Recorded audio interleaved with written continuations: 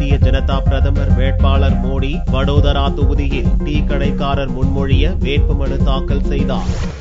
லோக்சபா தேர்தலில் உத்தரப்பிரதேசத்தில் உள்ள வாரணாசி, குஜராத்தில் உள்ள வடோதரா என இரு தொகுதிகளில் நரேந்திர மோடி போட்டியிடுகிறார். நாடு முழுக்க சூறாவளியாக பிரச்சாரம் செய்து வரும் மோடி புதனன்று வடோதரா தொகுதியில் வேட்புமனு தாக்கல் செய்தார். வடோதரா கலெக்டர் அலுவலகத்துக்கு மோடி திறந்த ஜீப்பில் ஊர்வலமாக சென்றார். பல்லாயிரக்கணக்கான பாரதிய ஜனதா தொண்டர்கள் கொடிகளுடன் மோடியின் பின்னால் அணிவகுத்து சென்றனர். கலெக்டர் அலுவலகத்தில் தேர்தல் அதிகாரியிடம் நரேந்திர மோடி வேட்புமனு தாக்கல் செய்தார். கிரண் மஹிந்தா என்ற டீ கடைக்காரர், வடோதரா மகாராணி சுபாங்கினி ராஜே கேக்வாட் உள்ளிட்ட 5 பேர் மனுவை முன்மொழிந்தனர். வேட்புமனு தாக்கல் செய்த பிறகு மோடி கூறுகையில், வடோதரா மக்கள் இந்த ஜனநாயக திருவிழாவை கொண்டாடுவதோடு பாரதிய ஜனதாவுக்கு ஆதரவாக வாக்களித்து மத்தியில் நல்லாட்சியை ஏற்படுத்துவார்கள் என்று நம்பிக்கை தெரிவித்தார். டீ விற்றவர் என்று தன்னை விமர்சித்த காங்கிரஸ் தலைவர்களுக்கு பதிலடி தரும் அதே நேரத்தில் டீ கடை தொழிலில் ஈடுபட்டுள்ளவர்களை தனக்கு சாதகமாக மாற்றிக்கொள்ளும் விதமாகவே டீ கடைக்காரரை மோடி தனது வேட்புமனுவை முன்மொழிய செய்துள்ளதாக